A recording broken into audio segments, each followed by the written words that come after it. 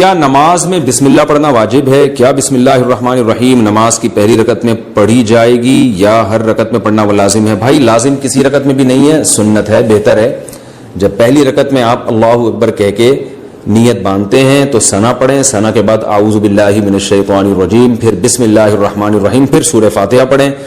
سورہ فاتحہ کے بعد اگر آپ درمیان سے کہیں سے تلاوت کر رہے ہیں سورت کے تو پھر بسم اللہ نہ پڑھیں، اگر سورت کے شروع سے تلاوت کر رہے ہیں تو پھر بسم اللہ الرحمن الرحیم دوبارہ پڑھیں، اور جیسے الم تر کیف فعل ربک پڑھ لی یا قل واللہ پڑھ لی تو سورت شروع کرنے سے پہلے بسم اللہ پڑھیں آپ، سنت ہے۔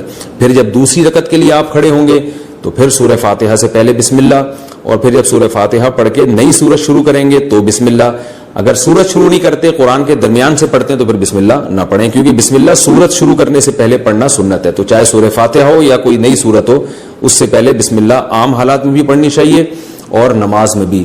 ہاں سورہ توبہ جب آپ پڑھیں گے تو پھر اس سے پہلے بسم اللہ الرحمن الرحیم نہ پڑھیں آپ۔ محرم کو سوچ کر لذت لینے کا گناہ، کیا خیالات میں کسی کو سوچ کر لذت لینا بھی زنا کے زمرے میں آتا ہے، اور کیا اس کی بھی سزا آخرت میں زنا والی ملے گی؟ بنت عنایت، ڈیرہ اسماعیل خان۔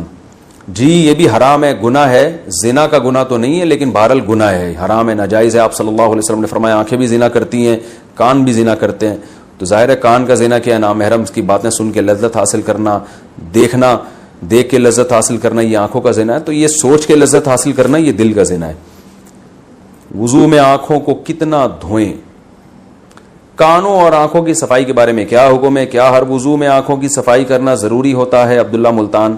بس جب ہم منہ دھوتے ہیں نا، جب منہ پہ چھپکا مارتے ہیں پانی کا تو آنکھیں دھل جاتی ہیں، اتنا دھونا کافی ہے۔ وہمی لوگ بہت ہی اندر تک پانی پہنچا رہے ہوتے ہیں، اس سے مسئلہ خراب ہو جاتا ہے۔ قرآن پڑھنے کے لیے وضو یا کپڑے پاک ہونا، اگر وضو نہ ہو یا کپڑے ناپاک ہوں تو کیا اس حال میں قرآن پاک کو چھوئے بغیر زبان سے تلاوت کر سکتے ہیں؟ بنت عبداللہ